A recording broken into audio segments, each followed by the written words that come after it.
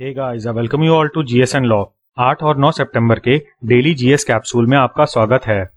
शुरू करने से पहले मैं आपको बता दूं कि आप हमसे in different social media platforms पे जुड़ सकते हैं और अगर आपका कोई क्वेश्चन है तो आप मुझसे कोरा पे पूछ सकते हैं। आज के वीडियो में हम 8 और 9 दोनों तारीख की हिस्ट्री देखेंगे और साथ ही साथ मिनिस्ट्री ऑफ कल्चर से जुड़ा हुआ भी एक करंट अफेयर्स है।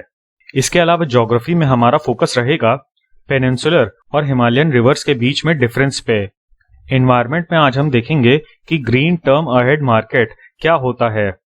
इसके अलावा हाल ही में फाइनेंस मिनिस्ट्री ने business reform action plan ranking 2020 जारी की है और लास्ट में 6 सितंबर को एक एस्टेरॉइड धरती के बहुत पास से गुजरा। तो आज हम एस्टेरॉइड्स के बारे में सब कुछ जानने की कोशिश करेंगे और साथ ही साथ एस्टेरॉइड इम्पैक्ट के प्रिवेंशन के लिए क्या क्या प्रोग्राम्स चल रहे हैं दुनिया में उसको भी देखेंगे। तो शुरू करेंगे हम 8 सितंबर की हिस्ट्री से। सबसे पहले तो 8 सितंबर को वर्ल्ड फिजिकल थेरेपी डे मनाया जाता है। अब फिजिकल थेरेपी में trained professionals abnormal physical functions को इवैल्यूएट और ट्रीट करते हैं और ये जो एबनॉर्मल फिजिकल फंक्शंस हैं ये इंजरी, डिसेबिलिटी, डिजीज या फिर किसी अंडरलाइंग कंडीशन की वजह से हो सकते हैं। अब world physical therapy day unity and solidarity को रिप्रेजेंट करता है ग्लोबल फिजियोथेरेपी कम्युनिटी में और इस दिन फिजिकल थेरेपी के बारे में अवेयरनेस फैलाई जाती है कि कैसे फिजिकल थेरेपिस्ट कंट्रीब्यूट कर रहे हैं वेरियस फेजेस ऑफ लाइफ में। फॉर एग्जांपल स्पोर्ट्स में फिजिकल थेरेपिस्ट का काफी ज्यादा इस्तेमाल होता है। उसके अलावा किसी एक्सीडेंट या फिर फायर से जो मरीज कोप अप कर रहे होते हैं उनको भी फिजिकल थेरेपी की जरूरत होती है। साथ ही साथ पैरालिसिस जैसी कंडीशंस में भी जो पेशेंट्स हीलिंग के प्रोसेस में होते हैं वो भी फिजिकल थेरेपी का सहारा लेते हैं। इस साल कोविड-19 को मद्देनजर रखते हुए वर्ल्ड फिजिकल थेरेपी की थीम थी फोकस ऑन रिहैबिलिटेशन एंड कोविड-19, क्योंकि ऐसा माना जा रहा है कि बहुत ज्यादा आइडल बैठने की वजह से भी लोगों को फिजिकल प्रॉब्लम्स हो रही हैं। इसके अलावा इस साल टेली हेल्थ पे भी फोकस था और देखिए टेली हेल्थ बहुत ही अनएक्सप्लोर्ड मार्केट है और इसको फिजिकल थेरेपी के अलावा पूरी की पूरी मेडिकल फील्ड पे अप्लाई किया जा सकता है। क्योंकि देखिए जनरली आपको कभी कभी ही डॉक्टर के पास प्रेस्क्रिप्शन के लिए जाना पड़ता है। बाकी जितने भी अपॉइंटमेंट्स आपके डॉक्टर के साथ होते हैं वो उन्हीं प्रेस्क्रिप्शंस का फॉलो अप होता है और फॉलो अप को हम वीडियो कॉन्फ्रेंसिंग और टेलीफोन के माध्यम से भी कर सकते हैं और इससे एक डॉक्टर ज्यादा पेशेंट्स को डील कर पाएगा और पेशेंट्स को भी सुविधा होगी। नेक्स्ट है हमारा इंटरनेशनल लिटरेसी डे। अब इस दिन लिटरेसी को लेकर अवेयरनेस फैलाई जाती है इंडिविजुअल्स में, कम्युनिटीज में और सोसाइटीज में और इस साल की थीम है literacy teaching and learning in covid crisis and beyond.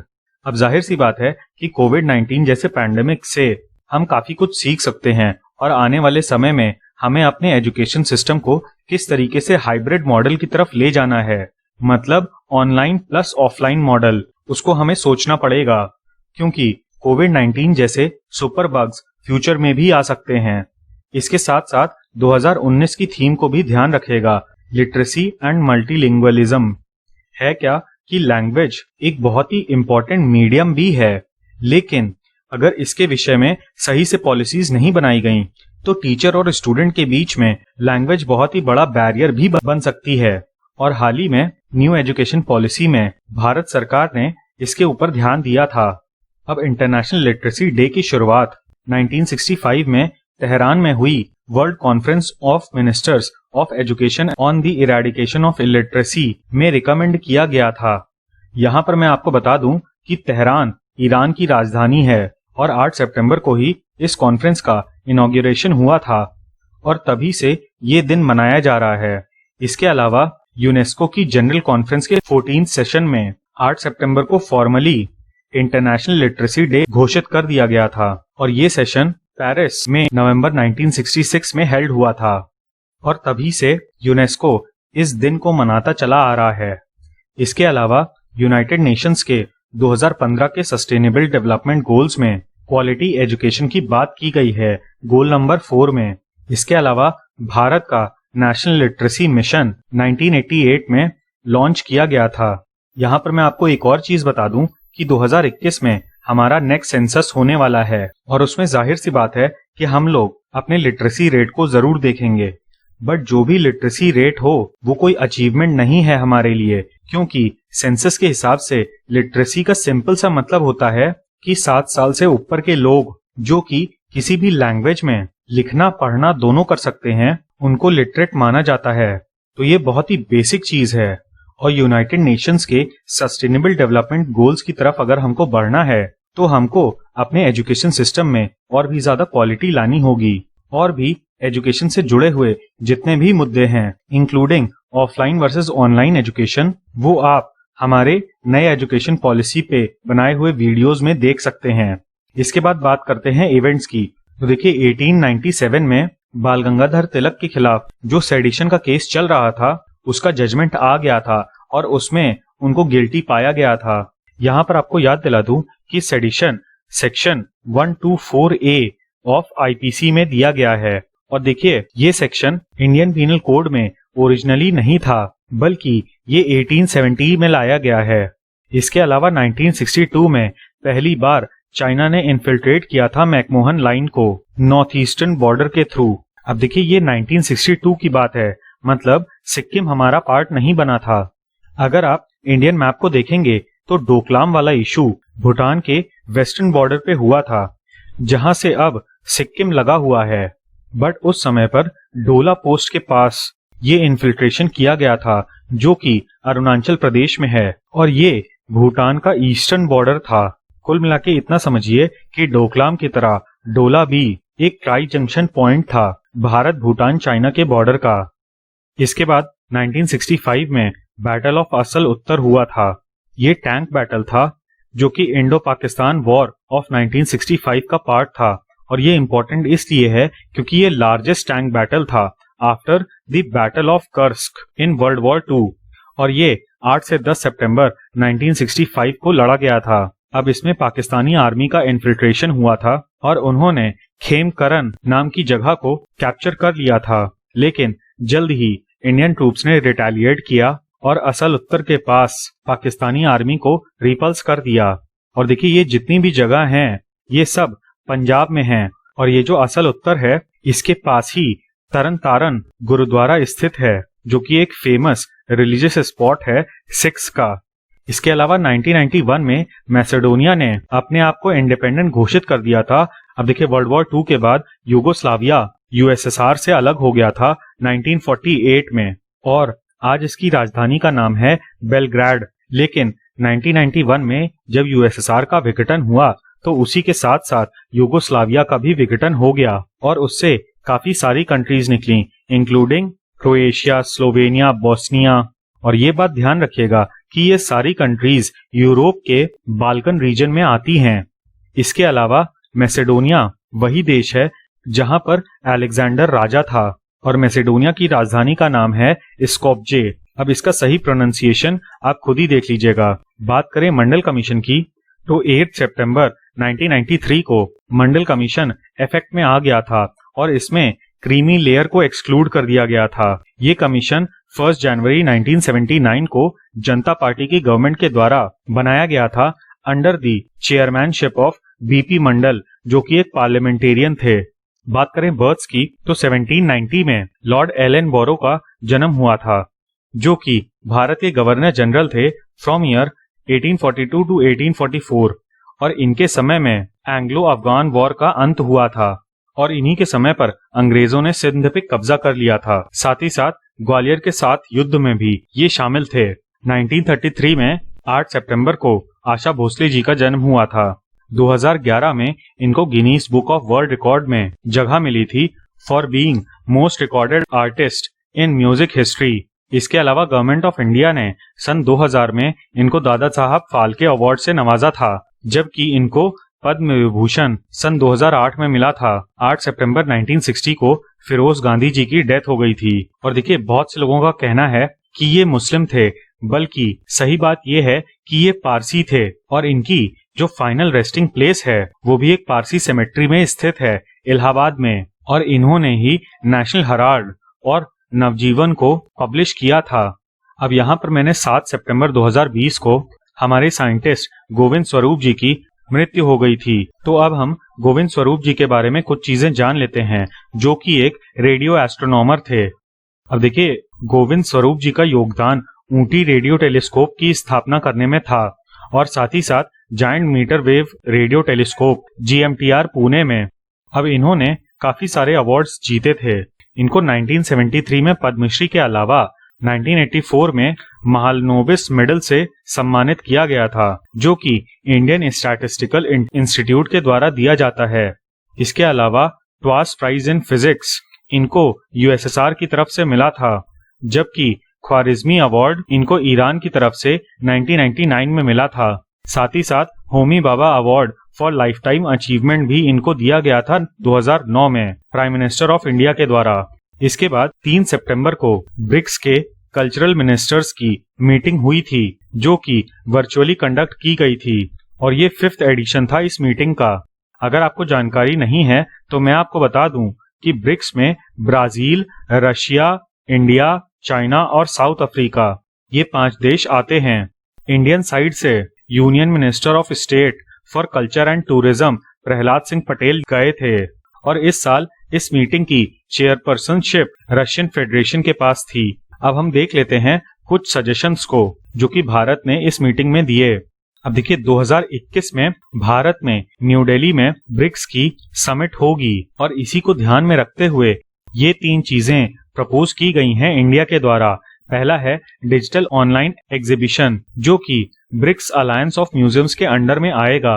मतलब ब्रिक्स समिट के दौरान ये भी डिस्कस किया जाएगा कि कैसे नियर फ्यूचर में हम ऑनलाइन एग्जीबिशंस तैयार कर सकते हैं म्यूजियम्स के लिए। इसका बहुत ही फाइन एग्जाम्पल आपको गूगल कल्चर ऐप पे मिल जाएगा, जहां पर आप वेरियस आर्टिफैक्ट्स को 3D मॉडल में देख सकते हैं। इसके अलावा ब्रिक्स अलायंस ऑफ लाइब्रेरीज के अंडर ब्रिक्स कॉर्नर इनॉग्रेट किया जाएगा for spreading the information related to history and culture of BRICS countries. अब यहाँ पर एक और चीज ध्यान रखिए कि जिस कंट्री में ब्रिक्स समिट होती है वही कंट्री उस समिट की प्रेसिडेंसी भी करती है। इसके अलावा ब्रिक्स इवेंट के दौरान ही national gallery of modern arts एक एग्जीबिशन होस्ट करेगा, जिसमें ब्रिक्स कंट्रीज की आर्ट्स को एक्सपोज किया जाएगा। बात करें 9 सितंबर की, तो आज ही के दिन 1912 में पहली बार पेपर करेंसी इशू की गई थी बैंक ऑफ बंगाल के द्वारा, जो कि अंग्रेजों के द्वारा स्थापित किया गया था। कुछ समय बाद इन नोटों को परकिंस हेल्थ एंड कंपनी, जो कि इंग्लैंड में स्थित थी, वो प्रिंट करने लगी थी।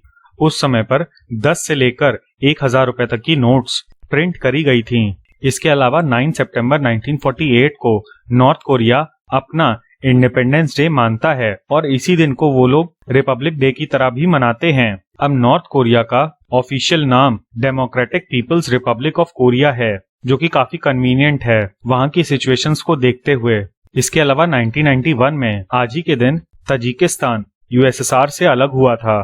तजिकिस्तान की राजधानी है दुशानबे और नॉर्थ कोरिया की राजधानी है प्योंगयांग। तो आप इन दोनों चीजों को याद रखिएगा। इसके अलावा एक और चीज जान लीजिए कि Tajikistan is a member of Shanghai corporation organisation, जिसका पार्ट इंडिया, पाकिस्तान, चाइना और रशिया भी हैं।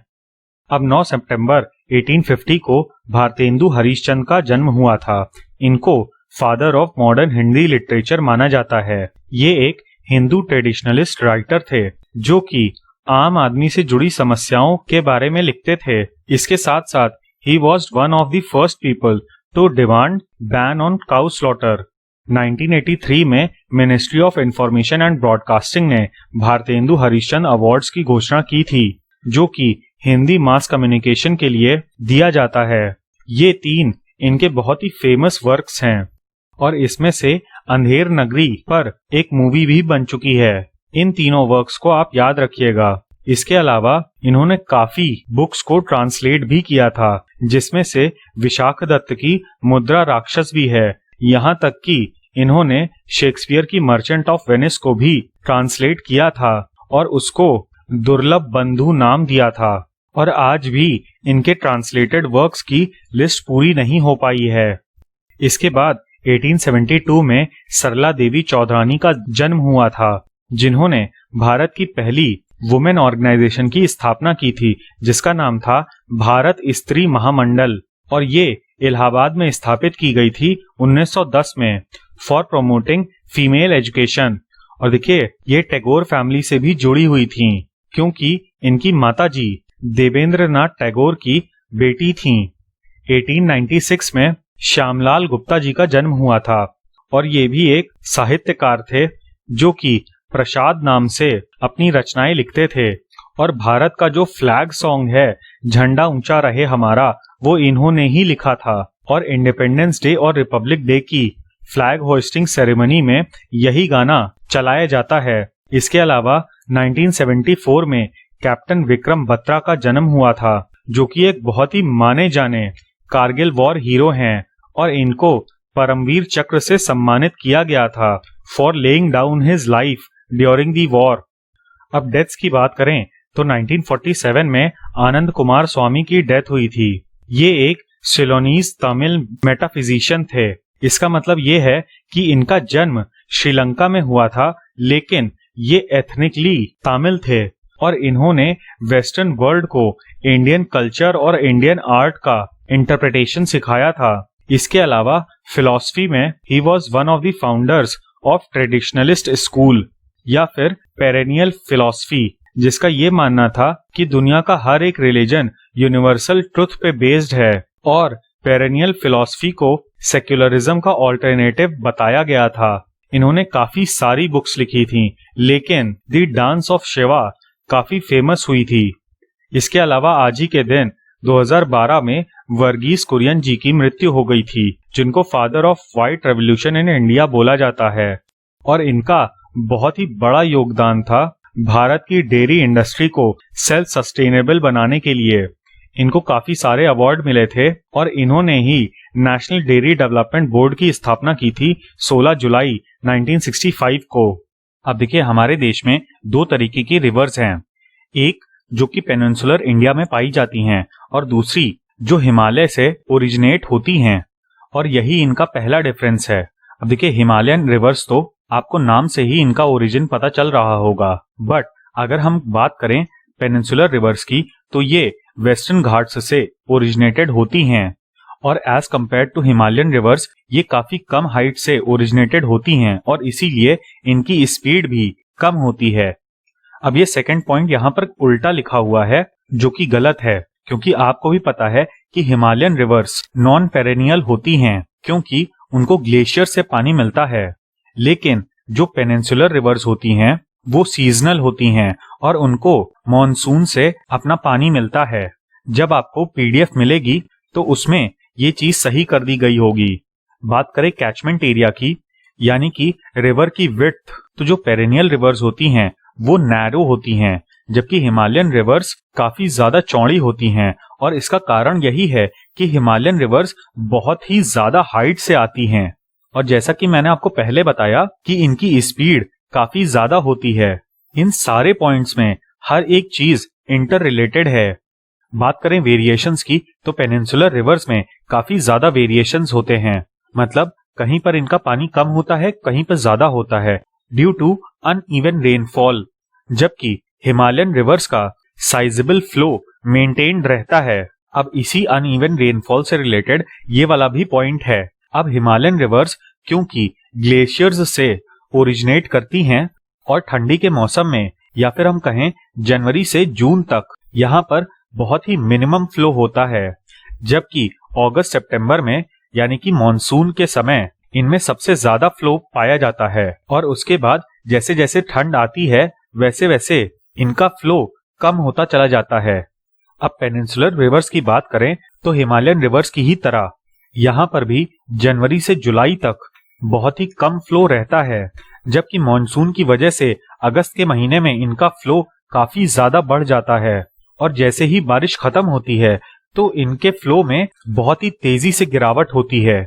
बात करें इन रिवर्स के ग्राउंड वाटर में कंट्रीब्यूशन की तो पेनिनसुलर रिवर्स चूंकि बहुत ही रॉकी एरिया में पाई जाती हैं इसलिए ये बहुत ही लिमिटेड वाटर सप्लाई कर पाती हैं ग्राउंड वाटर लेवल को, जबकि हिमालयन रिवर्स काफी ज्यादा कंट्रीब्यूट करती हैं ग्राउंड वाटर को क्योंकि ये फर्टाइल प्लेन्स के थ्रू पास होती हैं जहां पर एलुवियल सॉइल पाई जाती है और इन्हीं सब फैक्टर्स की वजह से जो गंगा प्लेन्स वाला रीजन है और पंजाब यहाँ पर काफी ज्यादा फर्टाइल लैंड पाई जाती है और ये एरियाज देश के एग्रीकल्चरल प्रोड्यूस में कंपैरेटिवली ज्यादा कंट्रीब्यूट करते हैं in relation to peninsular India. अब इस मैप से आपको ये चीज समझ में आ जाएगी, ये दोनों ही डिविजन्स की मेन रिवर्स हैं। यहाँ पर मैं आपको एक और चीज बताना चाहता हूँ कि रिवर्स पॉपुलेशन में कंट्रीब्यूट कैसे करती हैं, क्योंकि इस मैप से आप देख सकते हैं कि जो पेनिनसुलर रीजन है यहाँ के राज्यों में पॉपुलेशन कम है एज कम्पेयर टू यूपी जो कि सबसे ज्यादा पॉपुलेशन वाला प्रदेश है, बिहार जिसकी पॉपुलेशन डेंसिटी 2011 के सेंसस के हिसाब से सबसे ज्यादा थी और बंगाल जिसकी 2001 के सेंसस के हिसाब से सबसे ज्यादा पॉपुलेशन डेंसिटी थी। इसका बहुत ही बेसिक कारण है। अब ये चीज तो ऑब्वियस है जो आपने हिस्ट्री में पढ़ा होगा कि जितनी भी सिविलाइजेशंस थीं वो सब नदियों के आसपास ही बसी थीं, बिकॉज नदियों के आसपास फर्टाइल लैंड ज्यादा होती है, for example Indus river, Nile river etcetera. लेकिन जो हिमालयन ग्लेशियर्स हैं वो इंडिया और चाइना दोनों में ही कंट्रीब्यूट करते हैं, बिकॉज हिमालय में सबसे ज्यादा फ्रेश वाटर ग्लेशियर्स पाए जाते हैं जिनसे इन नदियों को पानी की सप्लाई मिलती है। और अगर हिस्टोरिकल पर्सपेक्टिव से देखें तो जहां पर फर्टाइल लैंड ज्यादा होगी वहां पर एग्रीकल्चर का प्रोडक्शन ज्यादा होगा और बेटर फूड सिक्योरिटी की वजह से लोग ज्यादा बच्चे पैदा कर पाएंगे। बात करें ग्रीन टर्म अहेड मार्केट की तो ये एक नया मॉडल है for the sale of renewable energies. अब अभी तक पावर सेक्टर में पीपीएस यानी कि पावर परचेज अग्रीमेंट्स इस्तेमाल होते थे for procurement of energy, but power purchasing agreements हमेशा लॉन्ग टर्म के लिए होते थे, जबकि इस नए मॉडल में डेली बेसिस पे ट्रांजैक्शंस किए जाएंगे। अब इसको 1 सितंबर को लॉन्च किया गया था। अब इसका मेन ऑब्जेक्टिव इंडिया का जो टारगेट है 175 गीगावाट रिन्यूएबल एनर्जी कैपेसिटी का 2022 तक, इसको अचीव करने में मदद मिलेगी। अब इसमें मल्टीपल एवेन्यूज या फिर सोर्सेज मिलेंगे for the sale of renewable energy. अब यहाँ पर ऑब्लिगेटेड एंटिटीज वो कंपनीज या फर्म्स हैं जो कि रिन्यूएबल एनर्जी खरीदना चाहती हैं। आने वाले समय में इनके ऊपर आरपीओ यानी कि रिन्यूएबल परचेज ऑब्लिगेशंस लगाए जाएंगे कि आपको एक certain amount of renewable energy utilise करनी है as compare to non renewable energy. और ये मॉडल ओपन एक्सेस प्रोवाइड कराएगा फॉर बाइंग ग्रीन पावर। अब हम जीटैम के की फीचर्स को देख लेते हैं। सबसे पहले तो इनमें जो ट्रांजैक्शंस होंगे वो बायलैटरल होंगे। अगर इकोनॉमिक्स के टर्म्स में कहा जाए तो बिजनेस टू बिजनेस, जिसकी वजह से अकाउंटिंग रिकॉर्ड्स को मेंटेन करना आसान होगा। साथ ही साथ जो जीटैम के कॉन्ट्रैक्ट्स होंगे वो 2 हिस्सों में डिवाइडेड होंगे, solar RPO and non solar RPO, क्योंकि आरपीओ टारगेट्स भी इसी तरीके से सेग्रीगेटेड हैं। इसके अलावा जीटैम में 3 तरीके के कॉन्ट्रैक्ट्स होंगे। ग्रीन इंट्राडे मतलब एक दिन के अंदर अंदर के ट्रांजैक्शंस जिसमें किए जाएं, डे अहेड कंटिजेंसी यानी कि आने वाले कुछ समय के लिए एक साथ ही आपने कॉन्ट्रैक्ट कर लिया, और लास्ट में डेली एंड वीकली कॉन्ट्रैक्ट्स। इसका मतलब ये है कि काफी ज्यादा फ्लेक्सिबिलिटी प्रोवाइड की गई है to both buyers and sellers. इसके अलावा एज अ बायर आप कॉन्टिन्यूअसली अपने ऑप्शंस को इवैल्यूएट कर सकते हैं मार्केट के प्राइसेस को जानने के लिए, और इसमें ओपन ऑप्शन का सिस्टम होगा। और लास्ट में जो भी ट्रांजैक्शंस जीटैम कॉन्ट्रैक्ट के थ्रू किए जाएंगे उनको आरपीओ कंप्लायंस के अंतर्गत ही माना जाएगा। अब हाल ही में फाइनेंस मिनिस्ट्री ने business reform action plan ranking जारी की है स्टेट्स के लिए। ये इसका 4th एडिशन था और ये रैंकिंग 2015 से स्टार्ट की गई थी। इस रैंकिंग में सारे स्टेट्स को 180 रिफॉर्म पॉइंट्स के बेसिस पर इवैल्यूएट किया जाता है, जिसमें 12 बिजनेस रेगुलेटरी एरियाज आते हैं, including access to information, single window system, labour laws, environment laws etcetera. अब इस रैंकिंग का ऑब्जेक्टिव है स्टेट्स के बीच में कंपटीशन बढ़ाना for increasing their ease of doing business. ये हैं टॉप 10 स्टेट्स जिनकी रैंकिंग को आप देख सकते हैं। इसमें सबसे ऊपर है आंध्र प्रदेश, क्योंकि हाल ही में यहाँ पर सरकार बदली है और जो यहाँ के सीएम हैं वो काफी ज्यादा रिफॉर्म्स लेकर आ रहे हैं।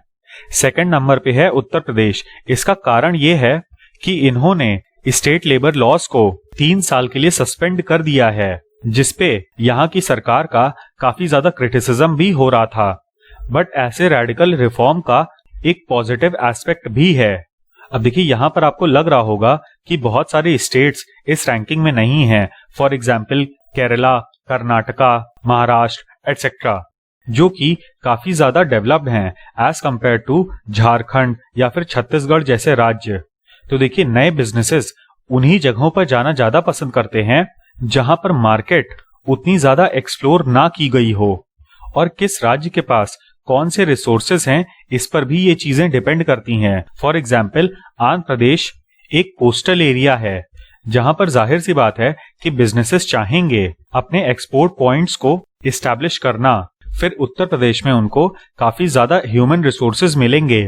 झारखंड, छत्तीसगढ़ नेचुरल रिसोर्सेज के मामले में काफी ज्यादा रिच हैं, और गुजरात में लोकल एंटरप्रेन्योर्स खुद ही इतने ज्यादा हैं कि यहाँ पर नए बिजनेसेस को कम ही अपॉर्चुनिटी मिलेगी। तो यहाँ पर कोई भी बायस वाली बात नहीं है, बल्कि आपके पर्सपेक्टिव में आप किस चीज पे कंसंट्रेट कर रहे हैं इस पे डिपेंड करता है। अब मेरे ख्याल से आपने इस न्यूज के बारे में जरूर पढ़ा होगा। सितंबर 6 को धरती के बहुत ही करीब से एक एस्टेरॉइड निकला जिसको कहा जा रहा था कि पिरामिड ऑफ गीजा का ट्वाइस साइज है उसका। अब ये एस्टेरॉइड नियर अर्थ ऑब्जेक्ट में आता है और ये पोटेंशियली हजार्डियस एस्टेरॉइड भी है। इसको 18 मार्च 2010 को कैटेलिना स्काई सर्वे के द्वारा डिस्कवर किया गया था। अब इस टॉपिक में हम इन सारे टर्म्स को एक्सप्लोर करने की कोशिश करेंगे। अब ये जो CSS है ये यूएसए के एरिजोना राज्य में स्थित है। इसके अलावा जब भी कोई नियर अर्थ ऑब्जेक्ट धरती के करीब से गुजरता है तो नासा का centre for near earth object study उसकी डिस्टेंस को डिटरमाइन करने में लग जाता है। अब नियर अर्थ ऑब्जेक्ट में एस्टेरॉइड्स और कॉमेट्स दोनों ही आते हैं, जो कि हमारे सौर मंडल के ग्रहों की ग्रेविटेशनल अट्रैक्शन से डाइवर्ट होके धरती के पास से गुजरते हैं। नियर अर्थ ऑब्जेक्ट्स ज्यादातर आइस और डस्ट पार्टिकल्स के बने होते हैं। सवाल बनता है कि एस्टेरॉइड क्या होता है। तो मैं आपको बता दूं कि एस्टेरॉइड्स रॉकी ऑब्जेक्ट्स होते हैं जो कि सूर्य के चारों ओर चक्कर लगाते हैं, और प्लैनेट्स से बहुत ज्यादा छोटे होने की वजह से इनको हम माइनर प्लैनेट्स भी कहते हैं। ज्यादातर एस्टेरॉइड्स एस्टेरॉइड बेल्ट में पाए जाते हैं बिटवीन मार्स एंड जुपिटर। इसका कारण ये है कि जुपिटर की ग्रेविटी की वजह से उसके आसपास कोई भी प्लैनेट नहीं बन पाया, और बिग बैंग के बाद जब छोटी छोटी चट्टानें जुपिटर के आसपास मौजूद थीं तो वो कोलाइड करके कोई नया प्लैनेट नहीं बना पाई, क्योंकि एक तरफ जुपिटर और दूसरी तरफ मार्स के होने की वजह से बहुत ही ज्यादा अनइवन सिचुएशन हो गई थी। अब देखिए जो एस्टेरॉइड्स होती हैं वो 3 टाइप्स में क्लासिफाई की जाती हैं। पहला जो कि एस्टेरॉइड बेल्ट में पाए जाते हैं, दूसरे होते हैं ट्रोजन्स जो कि बहुत छोटे होते हैं और किसी न किसी प्लैनेट की ऑर्बिट को शेयर करते हैं, मतलब उसी प्लैनेट के साथ साथ घूमते रहते हैं, या फिर उनकी जो ऑर्बिट होती है वो प्लैनेट की ऑर्बिट से ओवरलैप करती है। अब जुपिटर, नेपट्यून और मार्स के पास तो ऑलरेडी ट्रोजन्स थे, लेकिन 2011 में साइंटिस्ट्स ने अर्थ के ट्रोजन को भी डिस्कवर कर लिया था। तीसरा क्लासिफिकेशन होता है नियर अर्थ एस्टेरॉइड्स का, जिनकी ऑर्बिट अर्थ की ऑर्बिट को क्रॉस करती है, और इसीलिए इन्हें अर्थ क्रॉसर्स भी कहते हैं। अब एस्टेरॉइड अगर धरती की सतह से टकराएगी तो उसका इम्पैक्ट क्या पड़ेगा, आप इसी बात से अंदाजा लगा सकते हैं कि यदि 1 मीटर की एस्टेरॉइड है तो वो 30 मीटर से भी ज्यादा का क्रेटर बना सकती है, मतलब गड्ढा बना सकती है जहां पर भी वो टकराएगी। और हर साल 30 छोटे छोटे एस्टेरॉइड्स धरती की सतह को टच करते हैं, लेकिन इनसे कोई भी ज्यादा डैमेज नहीं होता। बात करें पोटेंशियली हजार्डस एस्टेरॉइड्स की, तो ये ऐसे नियर अर्थ एस्टेरॉइड्स होते हैं जो कि बहुत ही ज्यादा क्लोज प्रॉक्सिमिटी में से गुजरते हैं। अब यहाँ पर एक और वर्ड आ जाता है मिनिमम ऑर्बिट इंटरसेक्शन डिस्टेंस, मतलब अर्थ की ऑर्बिट और किसी एस्टेरॉइड की ऑर्बिट कितनी ज्यादा प्रॉक्सिमिटी में है इस पे डिपेंड करता है कि वो पोटेंशियली हजार्डस है कि नहीं। यदि किसी एस्टेरॉइड का मॉइड 0.05 एस्ट्रोनॉमिकल यूनिट या फिर उससे कम होता है तो उसको पोटेंशियली हजार्डस एस्टेरॉइड माना जाता है। इसको अगर हम किलोमीटर में कन्वर्ट करें तो ये ऑलमोस्ट 75 लाख किलोमीटर की डिस्टेंस होती है, but in relation to space ये काफी कम डिस्टेंस मानी जाती है। लेकिन यहाँ पर आपको डरने की जरूरत नहीं है, क्योंकि वेरियस रिसर्चर्स के हिसाब से कोई भी 140 मीटर से ज्यादा की एस्टेरॉइड अगले 100 साल में धरती पे नहीं आएगी। अब एस्टेरॉइड्स की जो नेमिंग होती है वो इंटरनेशनल एस्ट्रोनॉमिकल यूनियन करता है। एस्टेरॉइड इम्पैक्ट्स को एड्रेस करने के लिए वेरियस मेजर्स लिए गए हैं। इसमें से सबसे पहला है asteroid impact and deflection assessment AIDA, जिसमें नासा का double asteroid redirection test short में डार्ट मिशन इंक्लूडेड है, और साथ ही साथ यूरोपियन स्पेस एजेंसी का हेरा मिशन भी है। यहाँ पर मिशंस का टारगेट डिडिमोस होगा, जो कि एक बाइनरी नियर अर्थ एस्टेरॉइड है। यानी कि जैसे बाइनरी सिस्टम में 0 और 1 होते हैं, वैसे ही यहाँ पर भी एक बड़ा एस्टेरॉइड है और एक उसको चक्कर लगा रहा छोटा एस्टेरॉइड है, और ये धरती के लिए सिग्निफिकेंट थ्रेट हैं।